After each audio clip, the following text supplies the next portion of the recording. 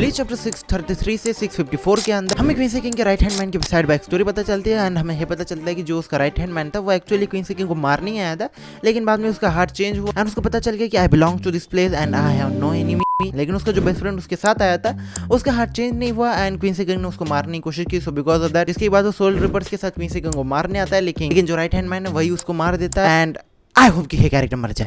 On the other side अपने को देखने को मिल greatest character of Bleach Mayuri and जो ज़ारा की है वो एक दूसरे के साथ टाइम पास कर रहे होते हैं, जिसके बाद जो क्वीन किंग का रॉयल गार्ड है वो वहाँ पे आता है जिससे कि ज़ारा के मारने जाता है, लेकिन वो ज़ारा को ऐसे पेल देता है। इसके बाद वो ज़ारा को मारने वाला होता है, लेकिन मायूरी का मूड नहीं होता कि वो ज़ारा को मरने दे। सो बिकॉज ऑफ दैट वो ज़ारा को बचा लेता है। इसके बाद मायूरी एंड रॉयल गार्ड फाइट करते हैं। इसके बाद अपने को लेटर रिवील किया जाता है कि जो रॉयल गार्ड है वो एक्चुअली सोल किंग का लेफ्ट हैंड है। इसके बाद जो मायूरी है वो लेफ्ट हैंड मैन को RIP कर देता है, अलोन RIP करता है। हाँ मैं जानता हूँ उसका जो असिस्टेंट था उसकी जो बेटी माननी जाती है वो उसकी मदद करती है, लेकिन आई मीन मायूरी भाई अकेला भी कैपेबल था इसको हराने के लिए।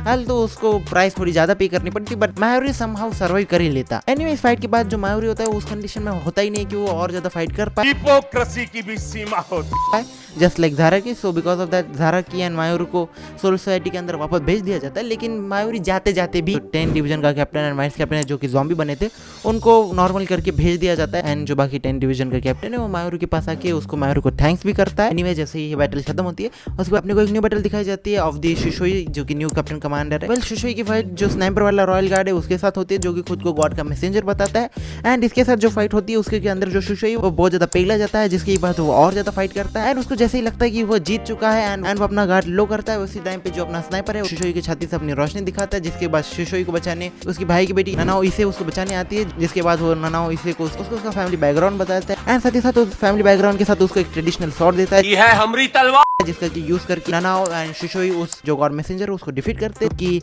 डिफीट होने के बाद में मरता नहीं है बल्कि वो नीचे जाता है, तो वह सोल सोसाइटी के अंदर गिरता है एंड सोल सोसाइटी के अंदर गिरते हुए कुछ फ्रैक्शन के अंदर गिरता है, तो उस फ्रैक्शन की वजह से वो बर्ड्स के फॉर्म में आता है वहाँ पे डिस्ट्रक्शन कॉज करता है। नाइजन उसके चेहरे में मजे में बैठ के कह रहा होता है साला ऊपर कर क्या रहे हैं एंड सोल सोसाइटी के अंदर जैसे ज्यादा डिस्ट्रक्शन बढ़ रहा होता है तभी सोल सोसाइटी को बचाने कीरा अपने इस अवतार में आता है। आई मीन ये कैरेक्टर क्यों जिंदा है? And after reading this much I have zero respect for bleach. बाकी नेक्स्ट शॉट के अंदर